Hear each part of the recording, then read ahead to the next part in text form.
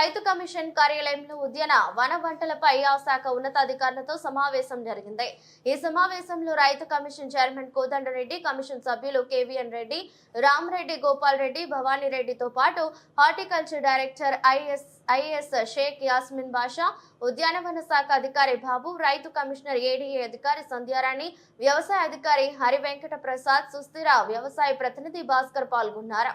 Pesticide వాడకం తగ్గించేలా చూడాలని అధికారులను చెప్పిన కమిషన్ చైర్మన్ కోదండరెడ్డి, తక్కువ కాలంలో ఎక్కువ దిగుబడి వచ్చేలా కూరగాయల సాగు అవుతున్నాయని, దాని ద్వారా రైతులు, వినియోగదారులు అనారోగ్యానికి గురవుతున్నారు. సేంద్రియ సాగును ప్రోత్సహించాలని పిలుపునిచ్చారు కమిషన్ చైర్మన్ కోదండరెడ్డి. వంకాయ, బెండకాయ సాగులో విపరీతంగా పెస్టిసైడ్ వాడుతున్నట్లు అధికారులు కమిషన్ దృష్టికి తెచ్చారని తెలిపారు. రాష్ట్ర వ్యాప్తంగా ఉద్యాన పంటలు సాగు చేసే రైతులతో సమావేశాలు, అవేర్నెస్ ప్రోగ్రామ్స్ పెట్టాలన్నారు. కమిషన్ చైర్మన్ కోదండరెడ్డి దిశానిర్దేశం చేశారు.